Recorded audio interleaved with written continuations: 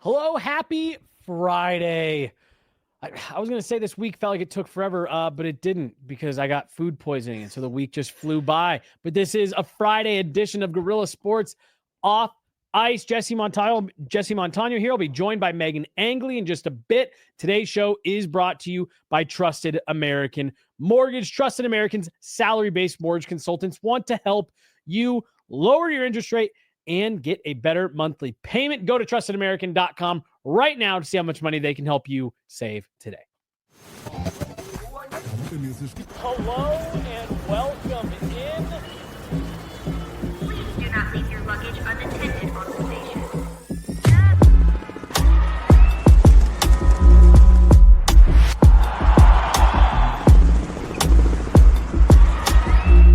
Welcome to the show.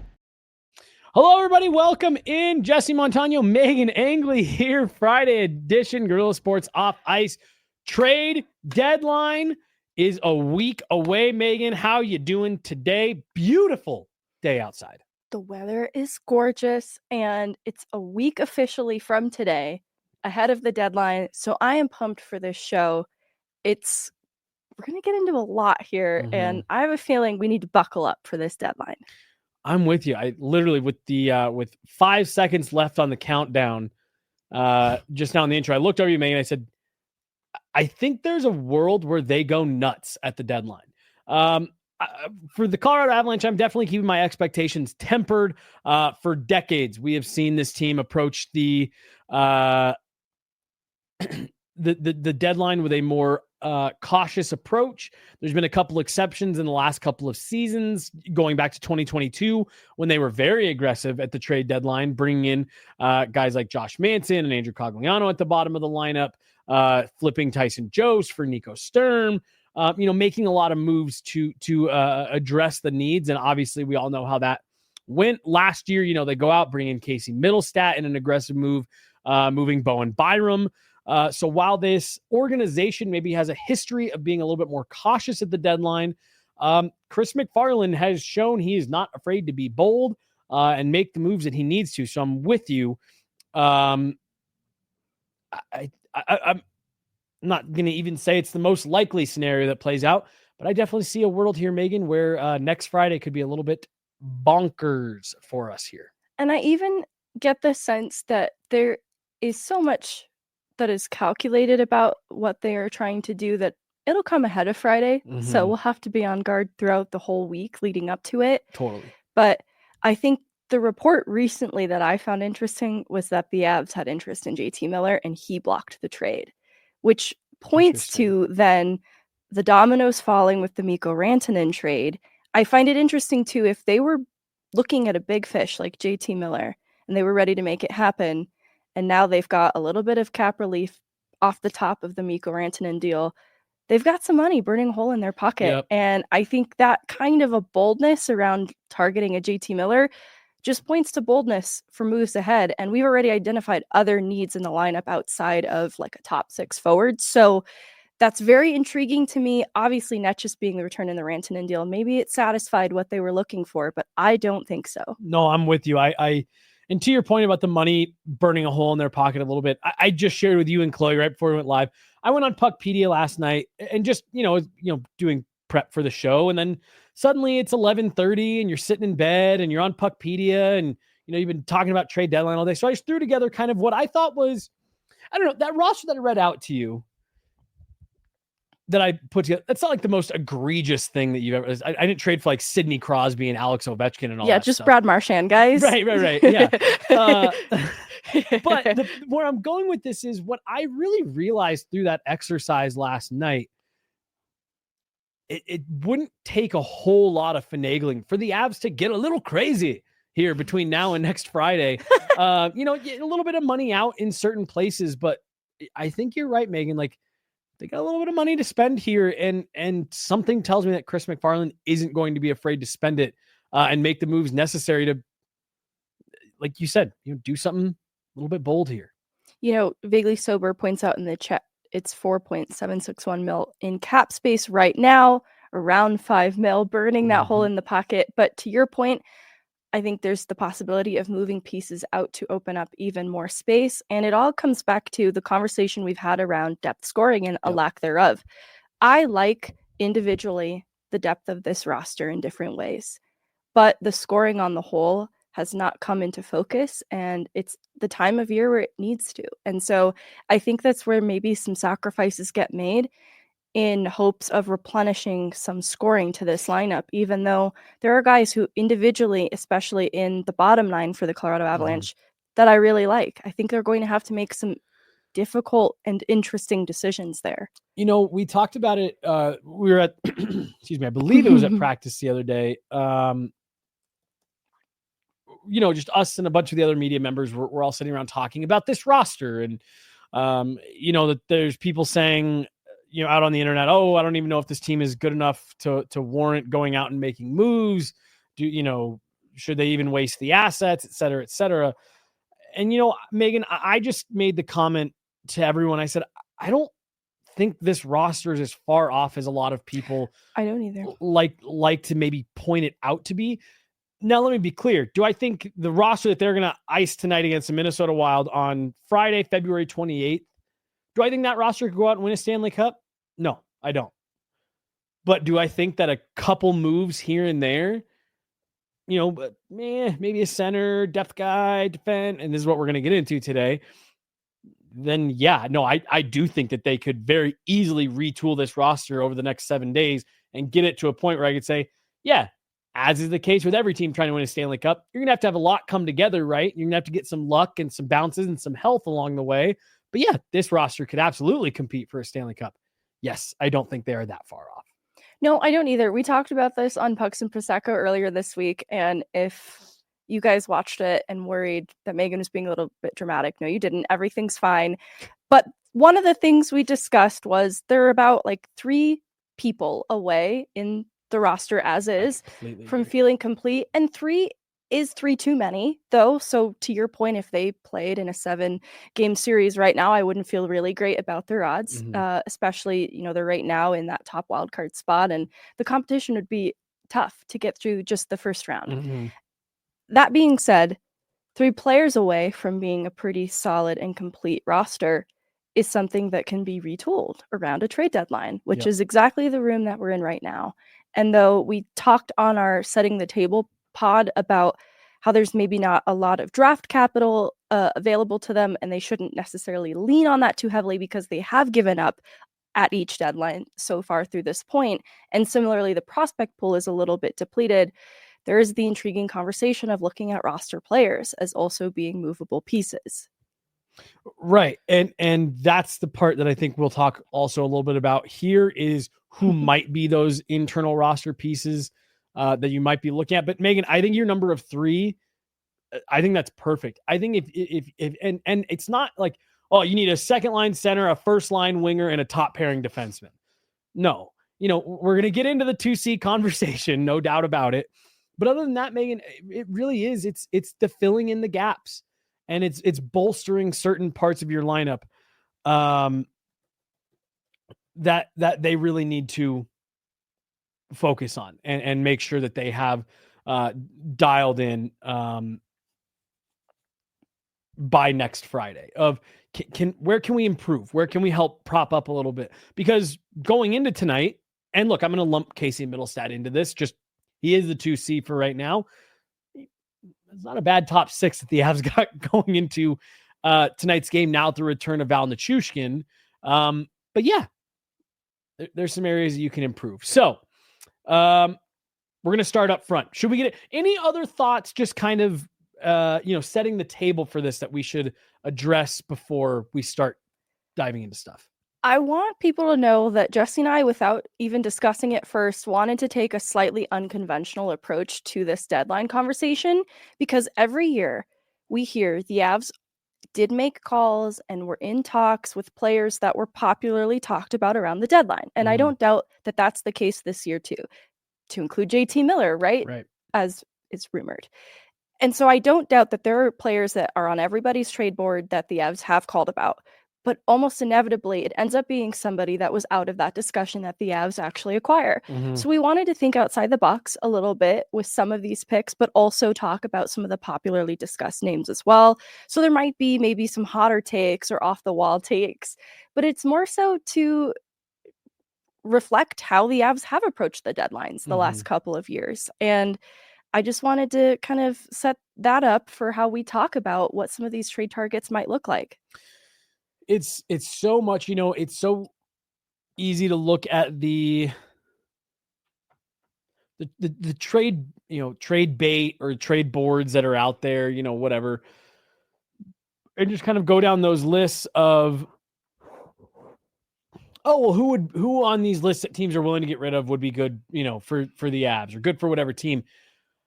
But to your point, what we've seen the Avs do, and Casey Middlestat's even an example of this, the Avs could have gone out last year and probably gotten someone that's a bigger producer than Casey Middlestat to just come in and plug in at 2C.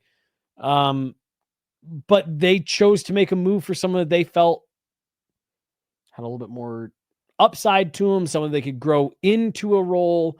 They could help build into their system, their type of guy, and not just, some mercenary to come in. And again, not to say that's not, an approach that they are willing to take, but that's just not what they've done the last couple of years. And so, yeah, we're going to look at it through that lens as well. And there's a couple guys in particular that's why I think they are more even looking at those trade bait boards.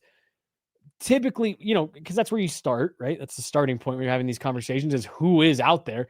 I was sorting a lot of that stuff based on who has term beyond June, because that's typically where we've seen Chris McFarland want to go. Yes. Who's RFA? Who's a player that we can have under some team control here?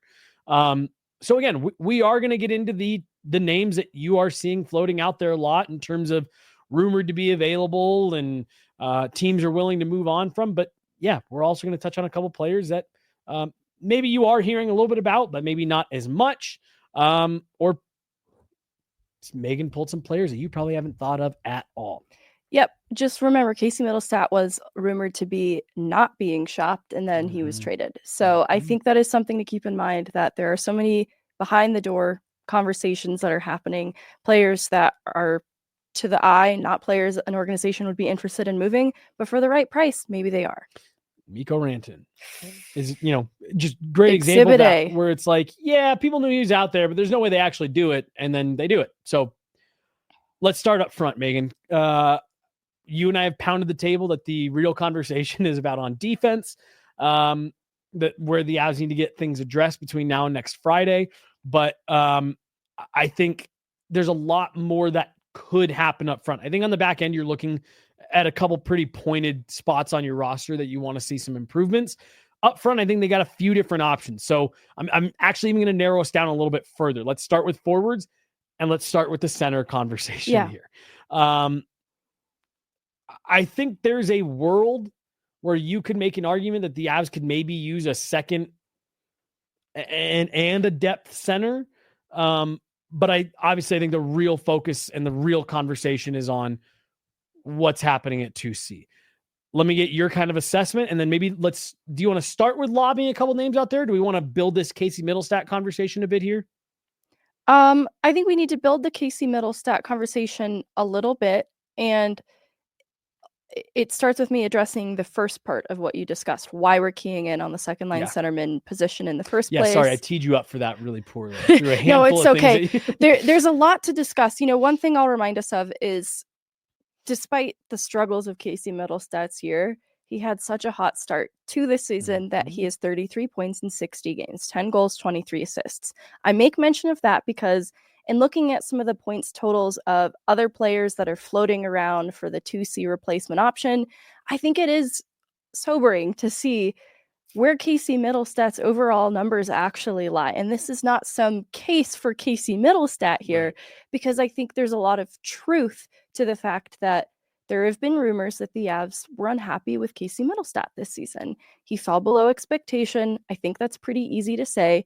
If that is the truth, then, and the Avs, despite me believing that this 26-year-old player, 27-year-old player has upside, the Avs aren't in a window to find that out. I look at Nazem Kadri when he won the Cup with 26. the Avs, 26. He turned 31, Nazem Kadri. I think there is a conversation around second-line centerman being a position that needs a little bit of seasoning, because even Nazem Kadri, a season or two before, was not the Kadri that won the Cup with the Avs. And so that's how I feel about Casey Middlestat, that this is a player who, on a different team, might have a little bit more runway to become the second-line centerman that the Avs hoped he would be this year. That's sort of where I'm at with Casey Middlestat.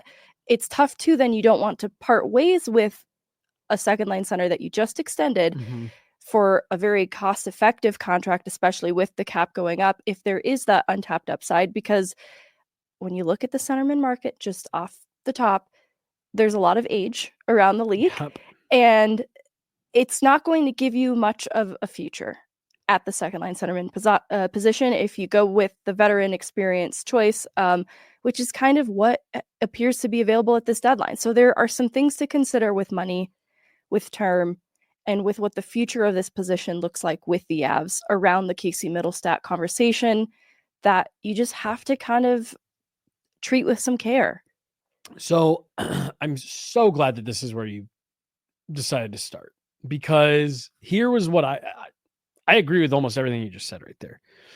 Because when I started doing some digging into, okay, well, what's out there for 2C? Where could they? Because look, I still think there's a real, I mean, I'd say a 50-50 chance that they're just going to go with Casey and see if he can pull out of whatever this situation, this slump that he's gotten himself into. I think you make such a great point about the 2C role. And I sometimes think that we don't give the proper respect to the player that is needed for that role. And I think it's part of the reason why people look at what Nazem Kadri did in 2022 with so much like reverence, because he produced at such a high rate. That's the part that sticks out in people's brains. But I think what people forget is he was the checking shutdown center that could come in behind Nathan MacKinnon and be a very different type of center and carry that line in a very different way. And then, all the production that came with it in that season where it all came together was fantastic. But Nazem Kadri wasn't put there to be this offensive producing dynamo. No, they said, hey, produce at the same clip you were before. We know you're a 20 to 30 goal guy. Be in that range, but do the little things well that we need you to do well. Play on this second line and have a more defensive, mindset and be a guy that we can put out there late. And Naz killed penalties, right? Or is that in my brain for the wrong reason? I was about to say that with so much confidence, and right before it left my mouth, I was like, well, hold on, don't say that. Point being, they asked him to play a different role. They asked him to play, that 2C role is, like I said, a lot of times you see it as, hey, this is a lot of teams have a center that can go out there and take the tough matchups and shut guys down and be a late in game, type of player. And I think maybe that's the part that has been disappointing for Casey Middlestat is, like you said, when you go look at the point totals, just the totals for this season, right? Not terrible. It's not what you want for a 2C, but it's not as bad when you see it on paper as it's maybe felt in your head. I just think if the Avs are looking to shake something up there, it's because what you said, we're looking for someone with a little bit more experience. It's a little bit more reliable. That's a little bit more of a known quantity. And the production's, in the same ballpark than it is what it is. Like Jared Bednar said, we're not this high flying offense anymore that's got, 5 30-goal scorers or whatever it was that year, 5 20-goal scorers or whatever. But we need someone who can come in and fill the role that we need. And that is where a lot of my attention has gone when in this conversation about, can you upgrade on Casey Middlestat? And I'll just put the name out there because other people have talked about it. We're going to talk about him. A guy like Ryan O'Reilly, he is not out producing Casey Middlestat hardly at all this year by just 2 points. But it's obvious what he brings that would be very different than what Casey Middlestat is bringing to that 2C role right now. And I think that's where the scope of this conversation is around the second line center, more so than just how are they producing. I think it's important to do the pro and con list, because I made it sound like the experience, though a good thing, isn't great for a future solution. I stand by that. I think that's true with a Ryan O'Reilly type player. Mhm. You know, he's 34 years old, and I think that he is on the back nine of his career. His speed has taken a huge hit. Huge. So I think we have a player card potentially for Ryan O'Reilly Yep, I think to we do. sort of illustrate just how much the pace might be a concern at this stage in his career. Because I can live with the sacrifice of production, but you look at the top skating speed and the speed bursts over 20 miles per hour, and typically on an Avs team, skaters that do well in the top 6 are doing well in both those categories, and they can get up the ice quickly, move play north, and just be a part of the attack in that way. I think that's what Netchus has done so well in coming to Colorado, and why I have concern around a player like Ryan O'Reilly, who does bring something very different in his game, to include leadership. I think about some of the other conversations we're going to be having. You know, I'll just start like around Josh Manson. Is Josh Manson a player that they have to make a difficult decision around? One thing you have to consider is how valuable his voice is in the leadership group. And they already shipped out Mikko Rantanen, one of their very important leaders in the room. They have to be careful with the mix as well. And so Ryan O'Reilly does return or replenish some of a leadership quality that I think is very well respected. He's well respected. He's a competitor. And I think that the conversation around him, you know, until he gets to your team, I think it can not always appropriately capture what he does bring. I even remember before things soured around money with Ryan O'Reilly, how he was talked about in Colorado. And it was the guy who would run formerly the Pepsi Center stairs after losses. Yeah. And so there are a lot of reasons why I get why Ryan O'Reilly is in this conversation. I'm not sure because of the speed concern I'm that interested in Ryan O'Reilly, but I definitely see the appeal in what you're getting as a leader and a competitor. Well, and to your point, the other part of the rumored disagreement between Ryan O'Reilly and the Colorado Avalanche was that there was a large faction of the locker room that felt Ryan O'Reilly should be the captain, and Ryan O'Reilly should have been the leader and the guy. And, he felt that he was worth more than Matt Duchene. And when you look at the way that the careers have gone, maybe he had a point, So to the points that you're making, Megan, I do think there is a little bit of revisionist history around Ryan O'Reilly and, his time here, and the way that things ended maybe seemed more sour than they actually were. But like you said, I think it's obvious to see the things that Ryan O'Reilly would bring to the team and why he would be a guy that's of interest. Not to mention, he's one of the best face-off guys in the NHL. He's a penalty killer, legitimate, and again, the speed has hurt this a bit. Legitimate shutdown type of guy, defensive, very defensive-minded forward, Selke winner. He's very different than Casey Middlestat. And I could see why, if you're saying we need something very different than what Casey Middlestat is bringing, I could see why that would be appealing. I think I'm with you, because if you're bringing Ryan O'Reilly in, that probably means that Casey Middlestat's going the other way in that deal. Right. I don't know if I love that, but I do agree wholeheartedly with the comment that came through the chat a minute ago. Casey Middlestat's got a really high ceiling. His floor is nowhere near high enough. And that's part of the big problem. Ryan O'Reilly is a known quantity. Right. You know what you're going to get. And if they feel comfortable with what they're going to get, okay, maybe you go do that. And then you try to readdress the 2C situation in the summer, and Ryan O'Reilly can fit further down your lineup.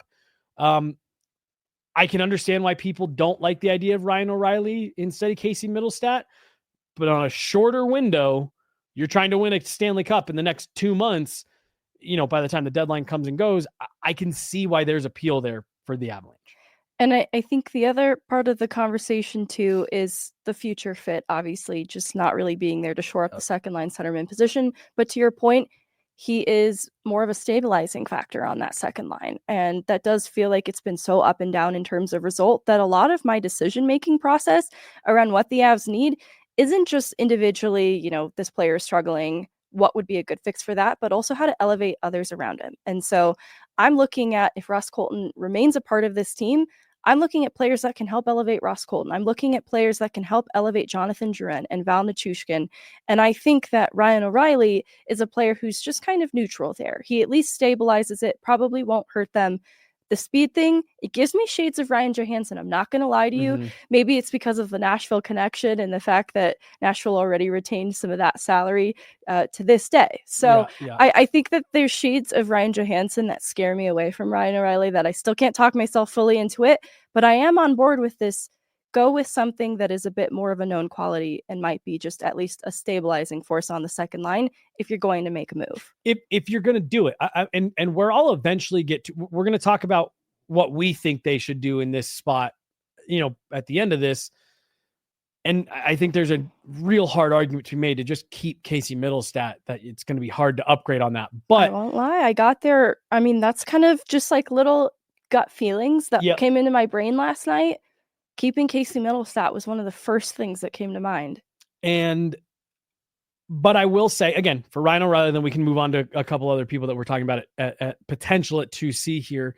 I think if you put Ryan O'Reilly and Val Nichushkin as a pair, and then you kind of rotated in who you wanted on that third, or in that third spot on the other wing with those two, I don't know. I think that could be a fun, real annoying, pesky pair to have to play against, and the startings of a line that Jared Bednar would feel an immense amount of trust in.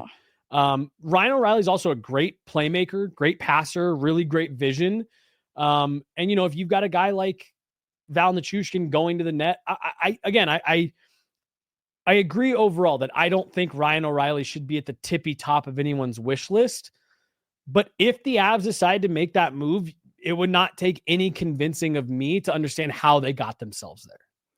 And I think, we can sort of start to, around the 2C conversation, discuss costs generally, because it'll probably look similar with other players that we discuss, because Nashville's 14 points out of a wild card spot. They're in a bad way. And the way that they constructed their roster is tying up roster spots for future young players. It kind of feels like the organization is in a place of needing to address where they're at, and it's rebuildy. And so they need to pave the way for young players to get ice time. So they need to part ways with some of their veteran players. That's why it's easy to look at a Ryan O'Reilly type of player then as being someone that they might be incentivized to move. And so this could be something that is good business for Colorado. It could make sense. So I don't doubt that the Avs have called about O'Reilly, and they should. I don't think that would be a bad idea. I'm with you. Even though I'm not crazy about the fit, what if it's just too good a deal to pass up? And not to mention, if you went 1-for-1 Casey Middlestat for Ryan O'Reilly, Megan, you'd free up more than $1 million in cap space to continue to do work here before the deadline. So like you said, I see the chat. I see that people aren't loving Ryan O'Reilly, and I'm with you. There's concerns around it, but I think what you just said right there might be the thing. Hey, we know what this player is going to be. We know that we think this player could help us, and it might just be good business to free up some space and give yourself some additional flexibility, knowing that, I mean, shit, Megan, you might even be able to do Middlestat for O'Reilly plus a pick, plus an asset coming back as well. You know what I mean? Like, because they're in a bad way. Like, I see Schwartz in the chat. I love this player, but Utah's 2 points out of a wild card spot. I don't know that they would be, as I'm assuming. Actually, I should clarify who we're talking about. Are you talking Geeky? Or I was thinking, are you talking Jaden Schwartz, or are you talking, who am I thinking of? Schmaltz, I think I'm thinking of on Utah. Why am I messing up his name? I don't even see which comment you're talking about. Who am I messing up? And again, here's the other thing with Ryan O'Reilly. He would not be a straight rental. There is term on that. So that would be something that, again, 2 years. That would not be a long-term 2C fix. Just that's the other thing to throw out there. If the Avs decide to go the route of Ryan O'Reilly, your 2C problem is not solved long-term. That is hey, we think this player gives us a better chance to win right now in 2025 than Casey Middlestat does. And we'll go back to the drawing board this summer with $10 million in cap space in our pocket, more clarity on Gabe Landeskog. And, Megan, I think there's a real chance the Avs shake things up this summer.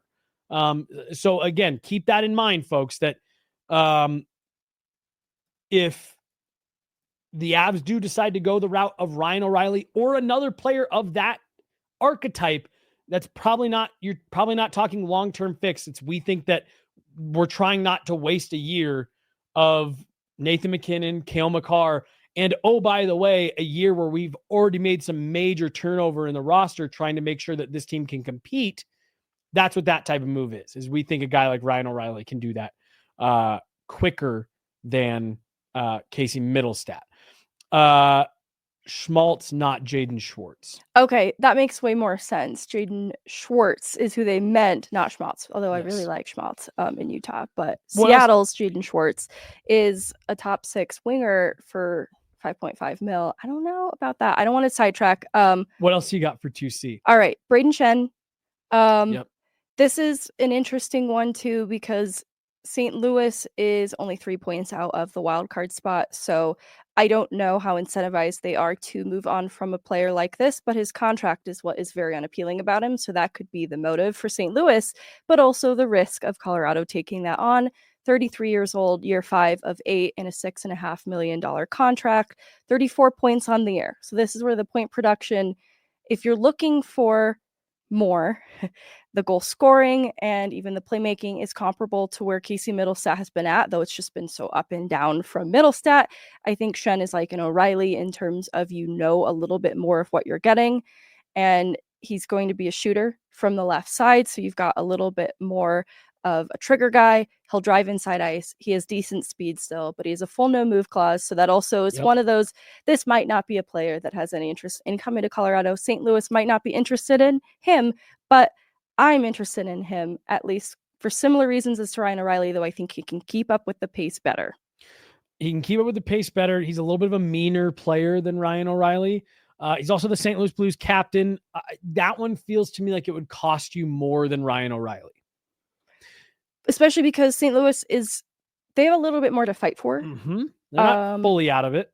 And they are in an interesting place with their roster. They have young players that they're trying to build upon, that they need some veteran players to help them to ascend to the heights that they'd like to get them to. And so you don't want to move on from your captain who sort of brings that to the lineup and just turn the keys over to the youth entirely. I think that has hurt St. Louis, that what they'd probably be interested in the return, I don't know that picks or prospects would really get the job done. I think you have to have a roster player going in addition to those things.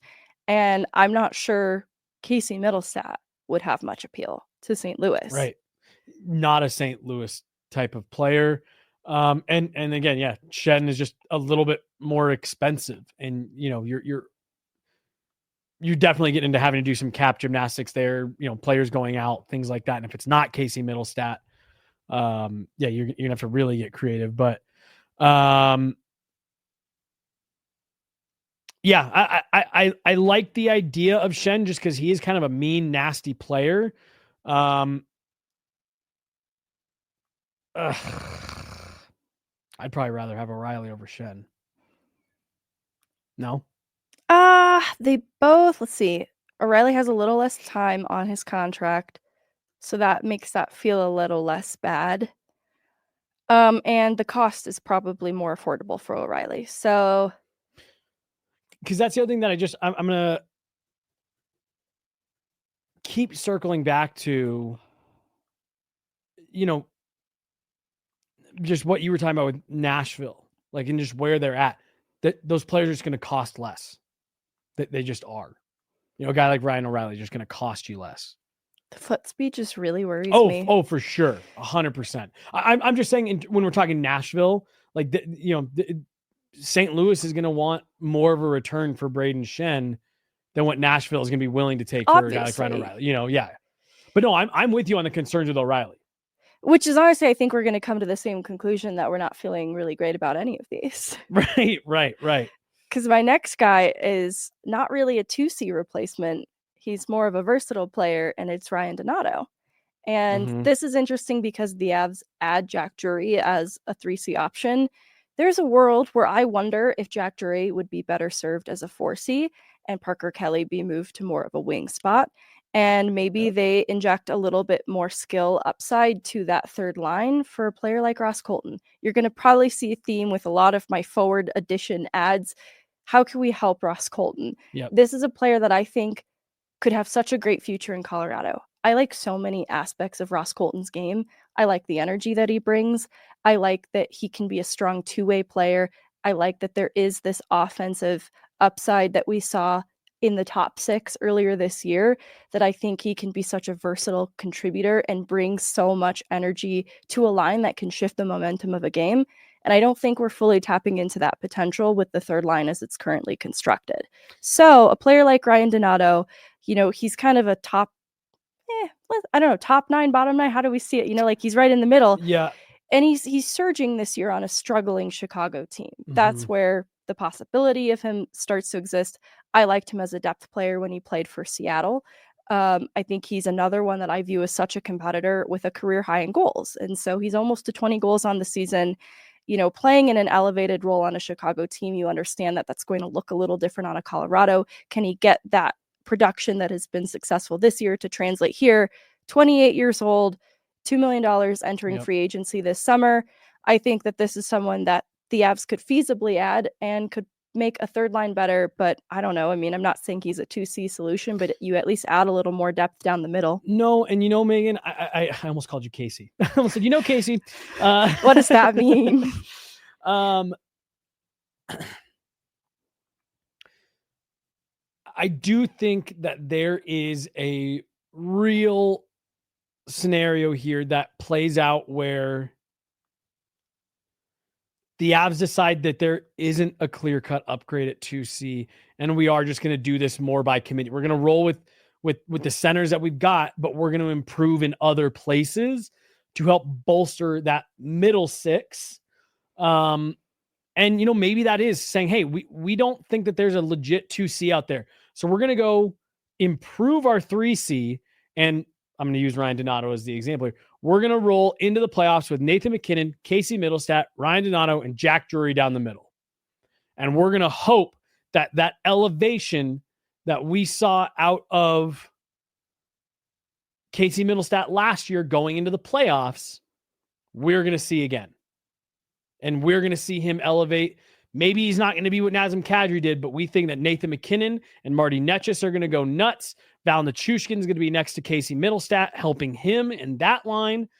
Ryan Donato and Ross Colton are going to be driving that line. And then Jack Drury, Parker Kelly, and Logan O'Connor is going to be a nightmare for other teams in the bottom half of the lineup. And we're going to be able to roll 4 lines. I think that's a real possibility and a real scenario that we could see play out. Let's get to this super chat here from Bagley. We already have Val's Pals. There's the lights. Cue the lights. It's a Friday. We already have Val's Pals, not Nate's mates. Nate's mate. I do think we need some mates for Nate. However, I do think that Nate has his mates mostly figured out, and now it's Val's Pals that are in question. We do, Val's Pals are in question, and that's where I think that is the crux of this deadline. Who will be Val's Pals coming out of next Friday? Who is it going to be? How are they going to build that second line? Is it going to continue to be Casey Middlestat and company, or we're going to get into the top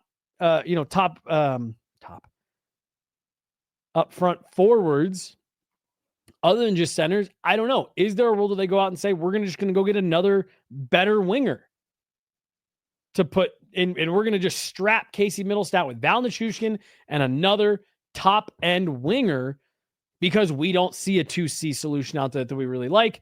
I do think the question of who will be Val's Pals after next Friday is the question. It is a great question. It's been tough because, some of Casey Middlestat's story of the season has been a revolving door of line mates. Mm-hmm. And it was interesting in the beginning of the year. It didn't really harm the success he was having because he was playing with Kovalenko and Cal Ritchie, and it didn't really matter. But then it did. And so that's where I'm nervous to add a top 6 winger if Casey Middlestat's still the 2C a little bit. Because you're just adding something new to the mix, and I think they have to be careful like to continue to stir the pot and make sure that you're cooking this properly, because you don't want to just add too many random ingredients. And I'd be concerned about that, but I have wingers on my list, so they're versatile in that I think they could help a top six like a Casey Middlestat, but if not, they also make sense to help a third line. I think Ryan Donato is a really interesting one. And in fact, Megan, I'm gonna. I don't know if I'm jumping the gun here. I don't know if we're gonna actually do this on the show. If we want to do it as a piece of content after, I'm gonna officially put Ryan Donato on my trade board for the Avs. I love it. No, he's probably the one I feel most comfortable with in this conversation so far. I think this is a guy that, because I think there's two conversations you have to have around 2C for the Avs. Can you upgrade on Casey Middlestat? And is that a move you want to try to solve now during the season, when you're at your most cap strapped, when you're having to do the most gymnastics, when other teams are in similar situations?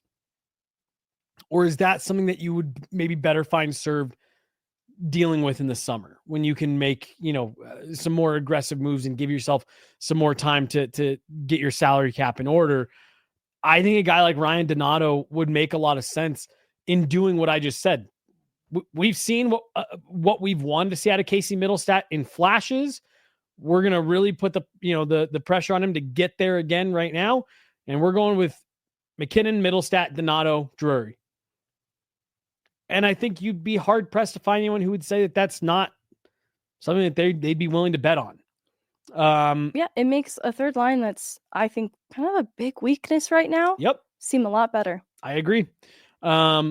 So like I said, I think Ryan Donato is actually a and Chicago's in a terrible place that I think, you could wait until free agency, sure, and take a run at him. But I also think that he could help this team right now, and it could probably be a feasible deal to get done. And then maybe you can get him re-signed before he even hits free agency. And now you've got your 3C locked up.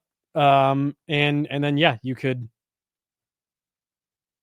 again, see what happens with Casey Middlestat. Maybe he finds it again, like he did in the playoffs, and you feel comfortable rolling with that again. Or it's it's what you're feeling right now, and you really want to address that come summer. I have a question for you, because yes. I have a feeling a few of our players could be addressed in this part of the conversation. Okay. Where are we at with what Boston is right now? Are they sellers? So glad you asked me that. I was just looking at it last night. Because I have a few Boston players on my list, and it involves them being sellers at the deadline. So they don't play tonight. Who do they got tomorrow? Oh, God. They got the Penguins tomorrow. Megan, actually, the Boston Bruins play the Pittsburgh Penguins tomorrow at 1 p.m. Mountain Time. Let's ask this question again after that game. All right, we'll save then a couple. Well, no, I think we can get into it, because big one. Where I'm going to go with this is, Megan, I think if they lose that game to the Penguins tomorrow, you have to look yourself in the mirror and go, what are we doing here? Are we going to climb 6 points over 4 different teams to get back in? Or do we need to be honest with ourselves here? They're 4 points out of wild card without the game in hand advantage. And so Red Wings and Columbus both have at least a game in hand advantage and a 4-point lead. That is really hard mountain for them to climb. They ship off their coach in the middle of the season. Look, this is not a dig at Joe Sacco. No. But I thought you were going to say something else. Keep going. This is not a dig at Joe Sacco, but at the helm, interim head coach. I just think this group, losing their head coach in the middle of the season, needed more than that. And I don't think he's got the right stuff to be head coach. I think he's a fabulous addition behind the bench. He's improved their PK tremendously, but I think the Boston Bruins are in trouble. Well, and we all knew when the rumors were flying about them getting rid of Jim Montgomery, everyone was like, well, they're not that dumb. They wouldn't do something that stupid. And when they did, so I thought you were going to make a D, like this isn't a DU thing. That was why I said no so emphatically. I was just going to agree with you. Like everyone knew when they did that they shouldn't have done it. Yep. They didn't have a solution prepared for doing it. It honestly felt like how Jim Montgomery got his job at DU when they didn't want to extend Gwozdecki and they couldn't make the money work. They were in a very Jared Bednar, like needing to find a head coach at the last minute.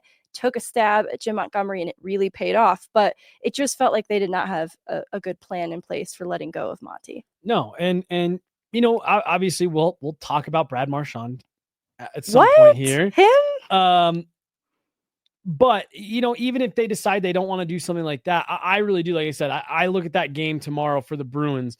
And if you lose to the Penguins, who have fallen all but out of it, that's where you just got to start looking at yourself in the mirror and saying, is there a feasible path for us, not only to the playoffs, but to be competitive? Because not only would they be then chasing Detroit and Columbus, as you pointed out, you're talking about having to climb over Ottawa, the Rangers, and potentially the Canadiens, while also being right in there with the Flyers. That's a lot of teams you've got to be better than the rest of the way. Mm-hmm. And that's a lot of points that you've got to make up. So I think we'll have more clarity. And look, after tomorrow will be less than a week from the deadline. There's not much more that, if you're the Bruins front office, that you're going to glean in the next 5 days that's going to change your mind on if you're a contender or not. So I think there's a lot of weight on that game tomorrow for the Bruins. 100%. And we're like vultures circling above the Boston Bruins, ready to pick apart their roster and take their players. Right. Do you have anyone else to see that we want to get into? Let's hear it. Charlie Coyle. Okay. I saw the name on your list. This is a player, obviously he's been playing as a winger. He has centerman experience. I think the results are mixed, but I think they're there. 32 years old, year 5 of 6 in a $5.25 million contract. Point production has not been good for him this year. Yeah. I wonder if that could be where the Avs leverage some of that conversation. That this is a player, though, who had a 60-point season last year and 2 16-goal seasons prior to that at 45-point seasons. And so I think his production has just obviously taken a sharp decline. It kind of feels like, I don't know, a Casey Middlestat, Charlie Coyle, both two struggling players. Here's the problem. I don't know that Casey Middlestat is a Boston Bruin. I don't know that they'd have much interest in him, but I certainly do in Charlie Coyle. I think he has good skating, good speed that would keep up with the pace of this team. It's just like a hair younger than some of the other options we've been looking at. And depending on if the Bruins were vulnerable enough, if it could be good business, like come at a good cost, I'd be interested in. It's a call I'd be making. It's not to say that it's believable, and it's not to say that it's a surefire 2C solution, because there's a lot of risk involved with this player. Can we put the player card back up real quick? Because here's my issue. That foot speed looks awfully similar to Ryan O'Reilly. The speed burst over 20 miles is the difference. Much better. You're 100% correct. It's the top speed. And when you look at the ozone time,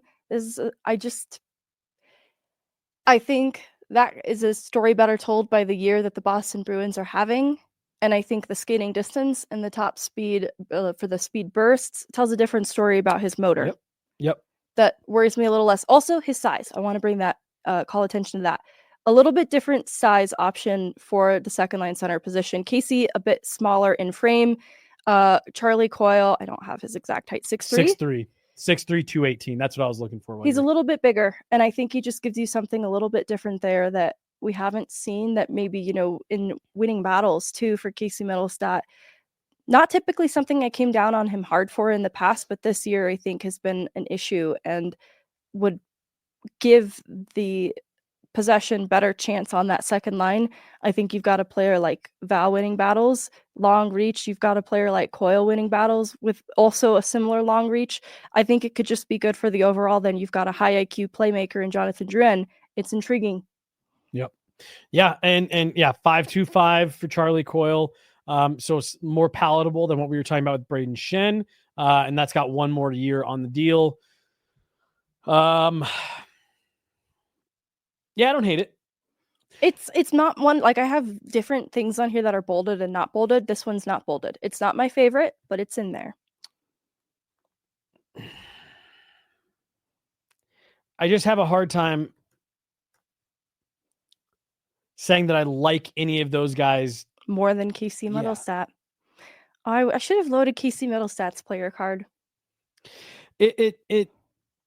Because it's now interesting. Let me also say this.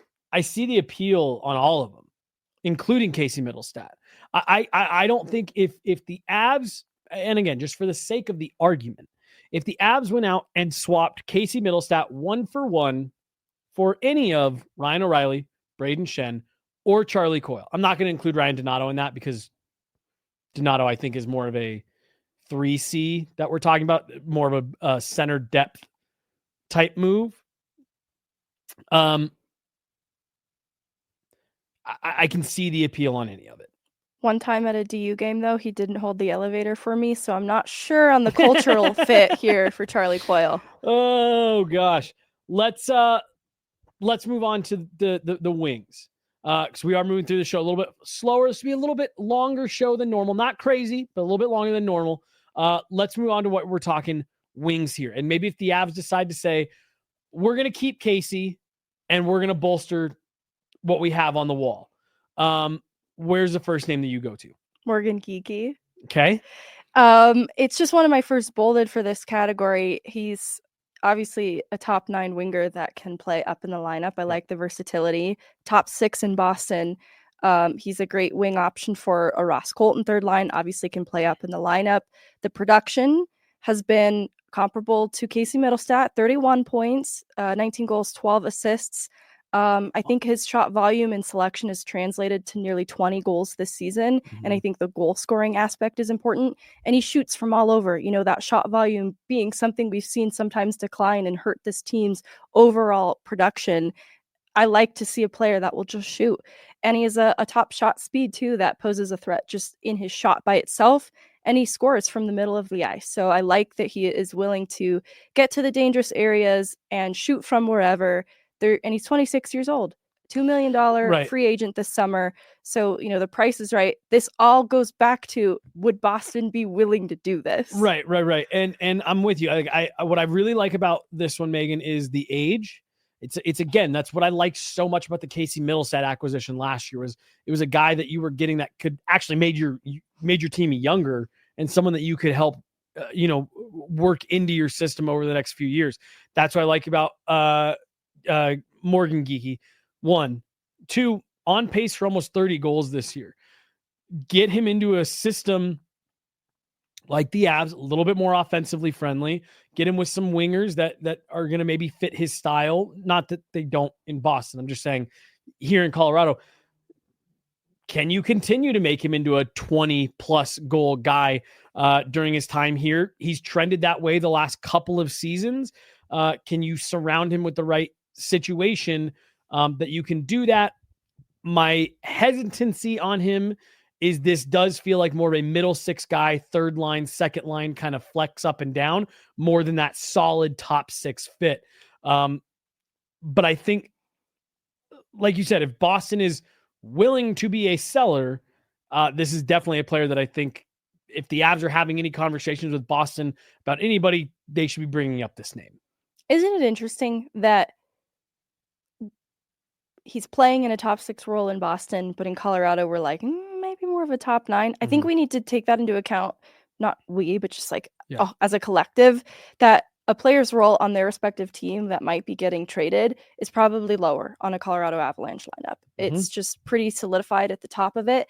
And so that needs to be factored in then in cost and usage and where to set expectation. Because I think that we kind of ran into that a little bit with what Casey Middlestat regressed to this year, despite being a top guy in Buffalo previously. I think he's struggled to be a second to top guy in Colorado because of how competitive it is at the top of the lineup. Well, and every single night, we need you to be a top guy every single night. You're not a depth guy. You know, you're a key part of what we're doing. And again, you have to keep in mind, these are moves that we're talking about for if the Avs are going to go out and be as aggressive as we have suggested they could be, is because they think that they can build a team that can win a Stanley Cup. Like I said, right now, not next year. And hey, let's go into the sun. No, they think that they can hang another banner within the next 6 months if they make the right aggressive moves.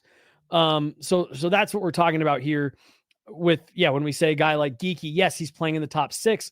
Could he come in and obviously fit in right on that second line? Sure. Absolutely. But do you feel more comfortable with him there than Jonathan Drouin?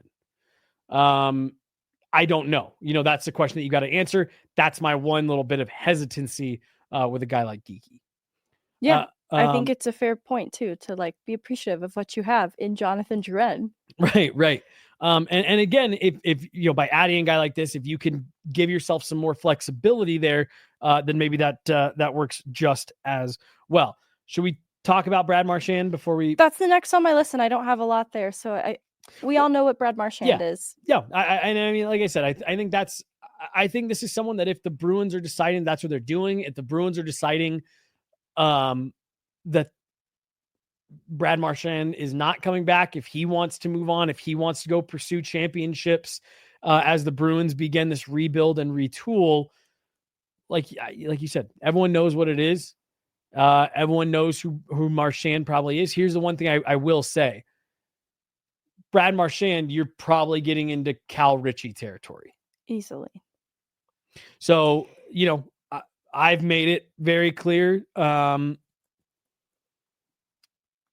if that was the play you were doing that you were going to bring in, then I'm fine moving on from Cal Ritchie, because I think Brad Marchand he's won before. He's very different than what you have. He is still plenty left in the tank. He's a legitimate top 6 winger. I wouldn't even be surprised if Jared Bednar wouldn't be tempted to immediately put him with Nathan McKinnon and Marty Netchis, and bump Arturi Lehkonen down. And that to me is another roundabout solution for Casey Middlestat. Okay, in this scenario that we're talking about here, we went and brought in Brad Marchand. We're putting Casey Middlestat with Arturi Lehkonen and Val Nichushkin, 2 of our most reliable, responsible, defensive-minded forwards we have who can also contribute offensively. We're giving Casey Middlestat every tool he needs. That would be kind of the thought process here if it's me. But like you said, there's not much else to say about Brad Marchand. We know who he is. And if the Avs are doing that, that's, we know what's going on there. I do wonder what the fallout of Four Nations will be, because I think that not only did we get to see what Nathan McKinnon looks like playing with someone like Brad Marchand and obviously Sidney Crosby. I'm not saying they make moves for Marchand or Crosby because of this, but I do think having the players come back and say, this is kind of what our lineup needs, probably is born from some of what they saw in the Four Nations experience. So maybe it's not specifically Marchand Crosby, but just generally help them to identify where they can get better. Well, I mean, we hear about it all the time. And just to be clear, I'm not suggesting this is only going on between Nathan McKinnon and Brad Marchand, but like players recruit each other all the time at those types of events, at all-star games. I'm sure. And again, like I said, I'm sure there were plenty of players that talked to Marchand at Four Nations in that Canadian dressing room, but that is the type of stuff that goes on at those tournaments. So I don't think we need to say much else about him. Veteran leadership, has won a Stanley Cup, total pest. Obvious to see why the Avs would have interest in a player like that. Yeah. If he's even available. Let's see here. Can we talk about Yanni Gourde? Yeah. Did you want to talk about him much at all? Or, I mean, because that's, again, kind of a 3C type. I know we're kind of moving on from the center. What else are you looking at here forward-wise that you think is of interest? I had an interesting player out of Philadelphia, and it was for a 3C option with this idea that Drury becomes the 4th line center and Parker Kelly's moved to wing. And I don't have any idea if Philly would want to move this player because they probably shouldn't. They should be high on him, but they're 6 points out of a wild card spot without the game in hand advantage. So I think Philadelphia has to kind of make some decisions. This is an organization, though, that I think has turned the keys over to the youth in a lot of ways. I just wonder how serious Torts is about that, because this is a player that I think under Torts has seen improvement. It's Noah Cates, and he's a 5th round pick, 26 years old, $2.625 million cap hit, and he's one of those RFAs. So that's where also kind of piques my interest a little bit.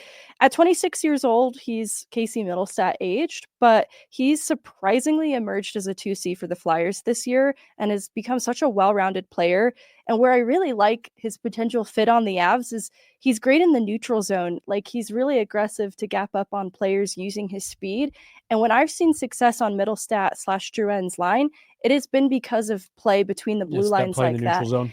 And I just like the fit for kind of right now, with this question mark around what he could be, because I think at 26 years old, I'm talking about him as being a young player, but again, he's actually not so young, and he's a former UMD captain, so I know they love their former college captains. So I put him on my list for fun to have an off the wall pick here.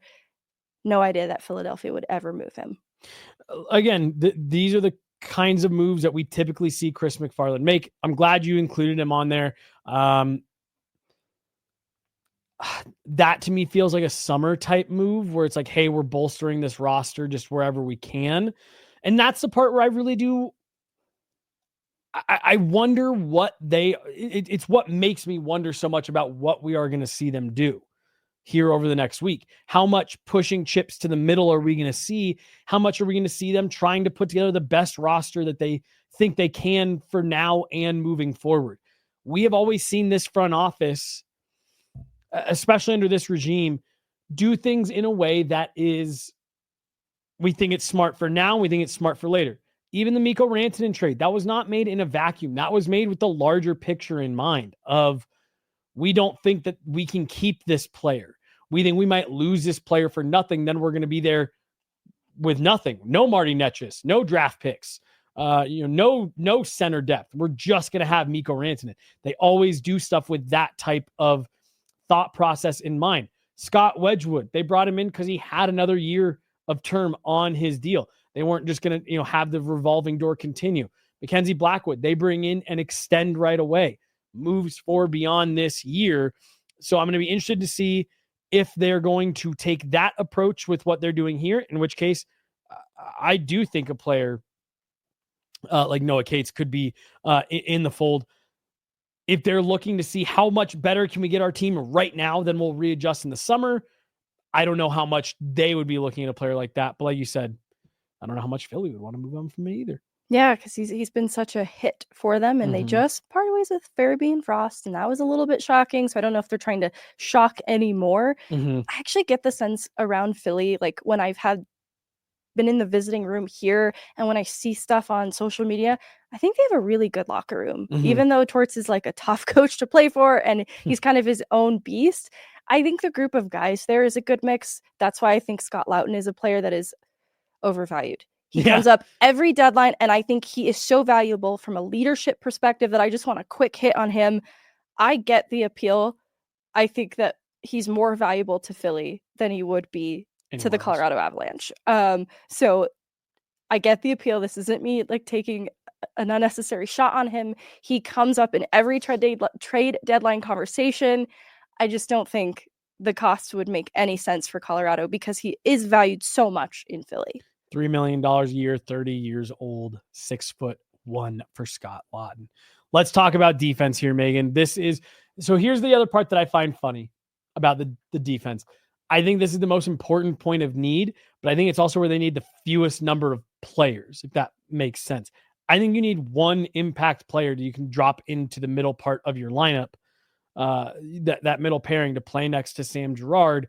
And if you can do it in a way that you can continue to make the money work and Josh Manson can come back from this hand injury, then okay, you can drop Josh Manson down to your third pairing and suddenly everyone feels a whole lot better about what you're doing 1 through 3. We've seen a lot better play out of Sam Malinsky coming out of the break.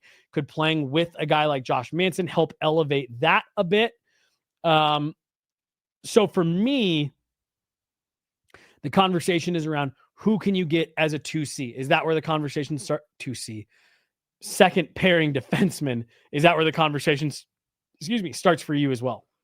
It is. And I just wanted a quick hit 2 forwards before we left the forward conversation. No, it's because they're either no's for me or just I'm being dramatic. Okay. Yanni Gourde, I'm not interested in what Yanni Gourde is now. I think he's expensive and projects more as a depth centerman. Now I think there's been a little bit of a decline. I like what he's been in the past a lot, so I totally get the appeal. I don't think, though, it's one of those gambles that I don't think the Avs can afford to take in hoping that he would have a bump here in Colorado. Maybe a future player of interest, but not for right now. And then Tanev was the other player I wanted to ask you about. Wood for Tanev straight up. Like, does that interest you? Hold on. And that's a little hot takey because I think Miles Wood is better Brandon Tanev in terms of production, but Tanev this year is better than Miles Wood right now. And Tanev has a little bit more of a snarl to his game, but they both are great skaters from that speed perspective. And, Tanev has that snarl to his game that I think a Jared Bednar would love. Like, is this a way out of a struggling Miles Wood contract? Yes. And player? That was what I wanted. That was what I wanted to look at just now. You'd get $1 million more expensive for the rest of this year, and then you're free of that deal. So,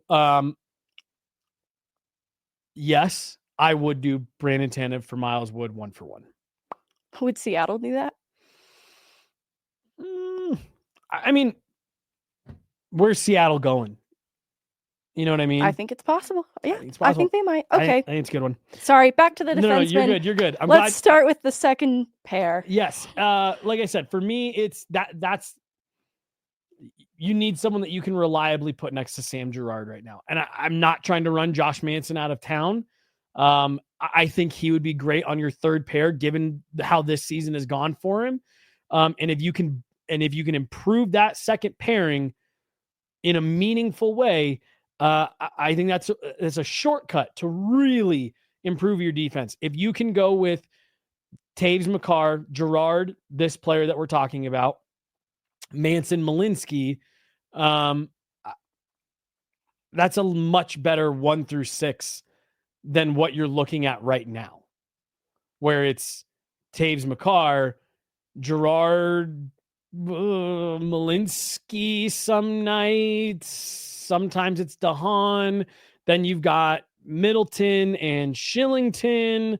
I just think literally you add that one player in, you get Josh Manson back. He's a little bit more, a little bit more sheltered on that third pair. You feel a lot better. Like I said, 1-6. I've got the one guy I've talked a little bit about this week. Do you have any other names that you want to start with really quick? He's the top of my list for fit, and then there's other guys where the fit or the likelihood gets a little bit lower, line by line. Mm-hmm. Should we start with it then? So let's just start with him. Mario Ferraro from the San Jose Sharks. This is a guy 6'1", more defensive-minded guy, not completely offensively inept, but more kind of defensive heavy, left-handed shot, just like Girard. But hey, that's all right. These guys have shown they can play, on their offhand. We mentioned earlier in the week, played with Cale Makar at UMass, so there's a sense of familiarity there. And here's the part I like about it, Megan. You could go add Mario Ferraro today and just plug him into the lineup, and you don't have to move any money around. 3.5 for Ferraro this year and next. I do like year 3 of 4 in that contract, 26 years old, a PK specialist who can help alleviate, a Manson whose health has been in a concern and in question throughout this year. He's a huge part of their PK. When he's not there, it just kind of hurts the overall. And so to have another PK specialist in the mix is huge. And Ferraro can play 20 minutes a night. And so he can help with load management on the back end by eating up big minutes, especially because he is so defensively minded. He can be trusted in situations late in games, D-zone starts. And so there's a lot that I like about Ferraro. What I worry is he's the Bella de Ball. Like, everybody wants him. Can the Avs make a competitive enough offer? Because I think every team is probably calling about him. See, and part of what I have liked about this fit is I feel like I haven't seen a lot of conversation around Ferraro. And I mean, maybe I'm not keeping daily tabs on all 32 teams, but I feel like he's only been a name that I've seen start to swirl around in the last week, 2 weeks, in terms of really being someone of interest. So I don't know if that's someone that the Avs feel makes sense. Like I said, you're not asking San Jose to retain anything. This is hey, we're going to give you, a player and a pick that you want, and let's get it done. Get the player in here. We don't need you to retain. And I just think that's a deal that the Avs have the assets to make an offer that could get Mario Ferraro here. And there's history here between these two GMs. These GMs have worked together this season on deals. And maybe they feel a little weird about it because Kovalenko got hurt and Georgiev's Georgiev. Right. I'm just kidding. I don't think Grizzy would hold it against them. But, I think this is a guy who makes a ton of sense for the Avalanche and would improve your roster and fit into the age range of your core. He is Sam Malinsky aged, which I think is interesting to put it in those terms because we think of Malinsky as a baby, but this player feels so established in what he is at the NHL level for a struggling San Jose team. And this is the other aspect that I think is tough, but he is a huge part of the San Jose locker room. He is a very valued leader in that room. And I think that that would be another part of what makes San Jose really want a competitive offer. Is they'd be giving up a really important voice. After losing the levity of Mackenzie Blackwood, I think they have to be careful who they're shipping out. And that's where I just worry, I don't doubt that San Jose is in a place to move him, but I just worry that they're going to drive a hard deal because he is so much more valuable, in the same way that Josh Manson is valuable to the Avs. I think Ferraro is similarly valuable to San Jose, though an organization in a very different place. And I went on Daily Faceoff earlier this week, and Frank Saravelli was saying that with people he's talked to, the Sharks are willing to move on from Ferraro. In fact, what he said to me was, I don't think they'd blink an eye to move on from Ferraro. And part of that, I think they've really found something with Macklin Celebrini and Will Smith, and crazy revelation team happy with first overall pick. But I do think that the Sharks are just looking at this as, yeah, this is the core of the generation we're turning the keys over to. We're directing everything towards getting Macklin Celebrini and Will Smith what they need.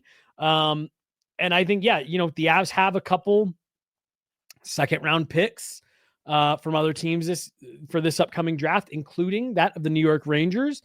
I think if you could get a player or prospect, that second round pick packaged up real nice and tidy, I think that's something the New York Rangers could be interested in.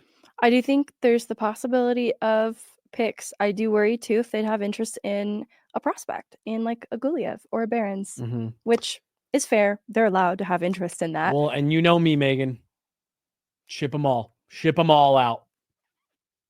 If you're trying to win right now, Sean Barons isn't, next time he hits the ice, it'll be more than a year since he's last played. I'm not crying. Guliev, we don't even know when he's still a young guy. There's still a lot of unknown there.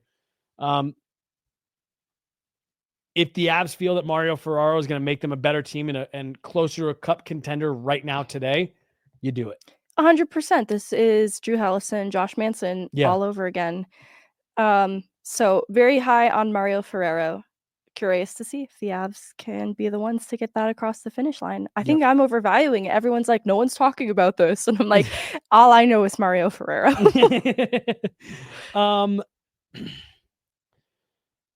The defensemen that are out there, on the trade boards, Carson Soucy, Savard, things like that, I don't know how appealing any of that is. And then I think the one name that we do have to mention as well is Seth Jones. I don't think that that's anything that can work right now. The contract is just too big. I don't think it can work. This is one that I think there is truth. I think around the deadline, the Avs front office does due diligence. And so they call around about a lot of different players that you probably wouldn't expect, or maybe don't totally make sense right now, but they move things to make it make sense. That's a Seth Jones. I don't doubt that this is someone that they've taken calls and have made calls about. But with where we're at today, I don't think it makes sense. The money, does it make sense? Chicago, in that contract, it's because they didn't have a Cale Makar and a Taves. Right. Colorado has a Cale Makar and a Taves. It just doesn't really make a lot of sense. Well, and you might be saying, well, what if they get other teams involved and Chicago eats some and these third-party teams eat some? The eating the salary isn't the problem. It's for how long you have to eat it. Yeah, the term's insane. Right. You've got 5 more years after this one. Like you're just, I don't know. Even Chicago, like, I don't even know if they'd want to eat 10% of that deal for that long, 15% of that deal for that long, let alone enough that would make sense feasibly for the Avs to be able to get involved. I just don't know. Yeah, it would have to be huge on Chicago's behalf, Right. or whatever third team they bring into the fold, Right. because Chicago is in a very bad way to have Seth Jones now coming out publicly just really dejected with the state of the team. That's how you know things have Yep. reached a pretty serious, dire breaking point. So that's when teams are vulnerable. So, maybe there is good business to be had here, but I still think it's more unlikely. But if the money made sense over the entirety of this contract for some crazy reason, I wouldn't say no to it. Right. It just doesn't feel realistic. Because Seth Jones has shown he probably is more of a second pairing type guy. That's how I view him. Yeah. In a high regard, but right. High for second pair. You'd have to eat half or close to half for the remainder of that term. And I just don't know what team in their right mind is doing that. We're at an hour 15. okay. Let's put a pin in this and revisit on Monday, because I think there's so much more to unpack. What else do you want to get to? We don't have to wrap up right this minute. What else do you want to make sure we get to right now? I want to have a conversation about Josh Manson and if he's a movable piece, because in the past his name has come up, but it's more the fan base that's like, move on from him. Whereas the internal sense that I get is he's so highly valued here. They're not doing that. Has that changed at all for you this deadline? Does this feel like a player with the rising concerns around his health that they might have to make a different decision around? Yes. It's the fact that we saw him be able to be as effective as he has been and be able to be something very different and a real difference maker for this group, while simultaneously elevating his game to fit into their system Almost immediately. That to me has made it like that. Yeah, he's not a perfect hockey player. He's going to make mistakes. He's not going to be, nails every night. To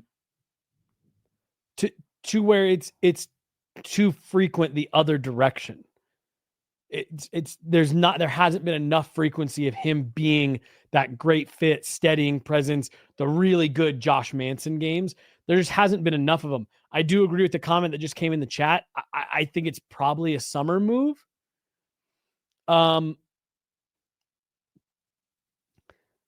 But I do think that based on what we've seen out of Josh Manson this season, the conversation has shifted a bit, because he hasn't been a second pairing guy this year. I think the availability is what worries me the most about him, and the Avs are looking at that with the biggest question mark of all is, can we count on him being an option in the playoffs? Is this a player we have to worry about not being available to us? And it's a health concern. So, it's something out of his control, but I think they do have to get serious about what that second pair looks like without him being even available to him then. Well, and not only what you just talked about of the availability, but look, Megan, I don't think he was healthy when he came back. I sure hope not. In that what I saw in the mistakes he was making were so uncharacteristic of him. Based on what I know from right before he came back,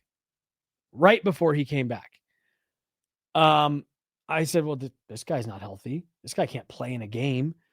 And I think it's the same injury that's bothering him. And yeah, I look at that and say, if this is going to continue being an issue, the injury is going to keep him from playing at the level that you want and need him to play at. Not and you're right. Josh Manson's a big part of that locker room. I love talking to Josh Manson. Awesome. He's great, and he has been a big part of this team, and he was a huge part of them winning a Stanley Cup. I just, if this is the version of Josh Manson that you're dealing with right now, you can't have it. You can't have it in that role. How about that?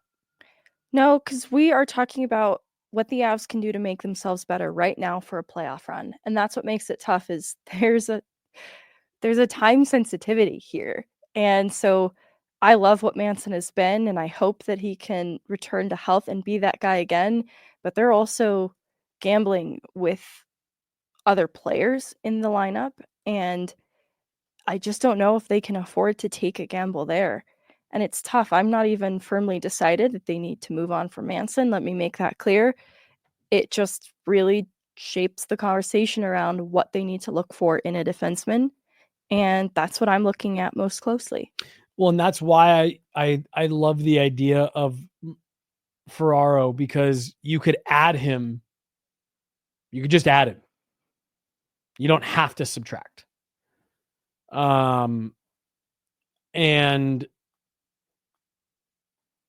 you can deal with if Josh Manson on a third pair continues to have a lot of the same struggles that we've seen recently, okay, you can deal with that in the summer, but you've given yourself a buffer. Because I'm with you. I'm not ready to say give up on Josh Manson, but I do think that conversation needs to start getting more serious. You need some security behind Manson. Yep. And that's why whoever we're looking at needs to be cost effective enough, because then you're potentially paying a third pairing defenseman Josh Manson money, Right. which starts to get a little bit tricky. Yep. And so that's maybe where you only make one move for a defenseman, and that's all you can do. It's all you can afford to do. And it still might come at the expense of either like another area of the lineup that you need to get cheaper and beyond. But we can button up the defenseman conversation for today and let the weekend play out, and then talk about some more options that they could look at on the back end. Well, and Megan, here's the other thing too, why I'm saying let's wrap this. There's no guarantees that you and I aren't scrambling to get on a pod tomorrow. If stuff starts to happen, like there's going to be some dominoes that I think start to fall this weekend. And I do think we're also getting the light, because I think we got I think we got something else coming in here, and we got to get out of the studio, but not before we go to the super chat here. Another one from Vaguely.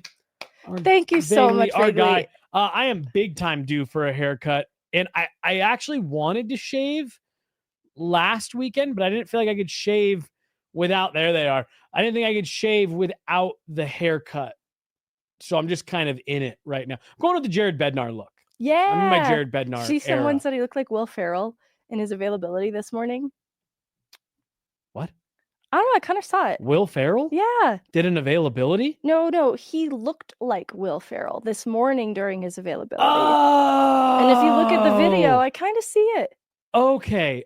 All right. I thought you were saying somebody said that I looked like Will Ferrell during Will Ferrell's availability. I was like, I'm going to need an insane amount of The context for cult this. classic film he starred in called Availability.